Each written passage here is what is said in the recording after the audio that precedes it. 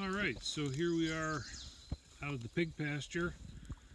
These guys are rooting around for stuff. I just fed them this morning, but they're more interested in seeing what I'm up to and nosing around at some green bushes and digging a little bit rather than eating at the trough that I just gave them some grain in. So they're pretty curious when I'm around.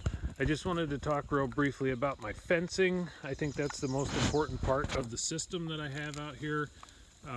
You can do a lot of different things with water equipment and food equipment and shelter, but it's really important to have a good fence for them to be in. So what I have here is just a 3-strand electric fence. The top strand that I'm showing you on this fence right here is a different color, but it's a nylon band or a nylon rope, and it's got into it woven in metal elements that'll carry the current. So that's what I've got here. I've got 3 strands. What I have is a fiberglass post. These are 3/8 inch posts. They come from Premier One. You can see there it's about 3/8 of an inch around. I've got these harp clips on it. They call them a harp clip. The rope goes through there. Those clips will slide up and down the post so you can adjust the heights of your fence.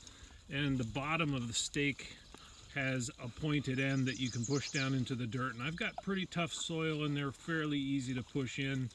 I usually set up my fencing in the fall before the frost sets into the ground. The pigs are gone by that time, so that's when I set up their pasture. And then what I have for a charging station for that fence is just a box that I built. It's a wooden box. I have a battery in the bottom, a used car battery that I got for quite inexpensive, that's been going for about 3 years now with no problem.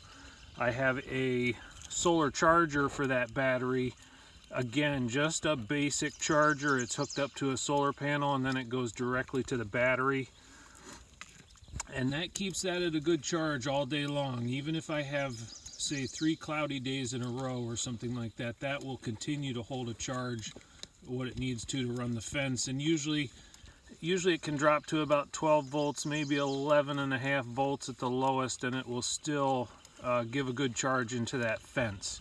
And then here I've got a Patriot P10 electrifier or energizer, fence energizer, and that's hooked up to the battery and it goes out to the fence.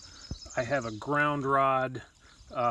This T-handle ground rod is super easy to use. You grab that and put it into the ground, pull it out in the fall when you're done, and I reset it for the next spring when I hook up the fence again.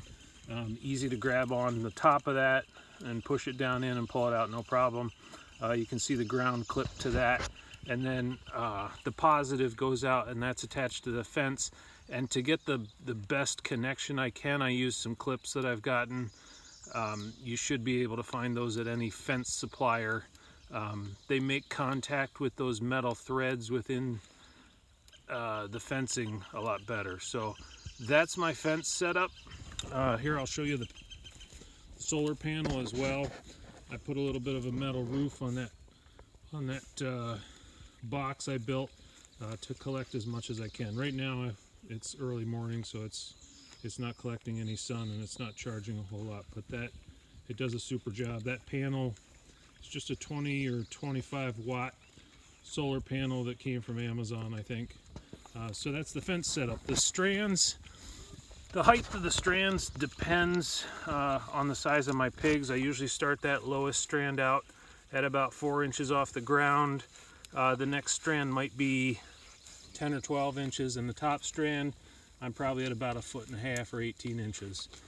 So that's what I've got for fencing, and they stay in there no problem. I don't have a problem with them getting loose and getting out.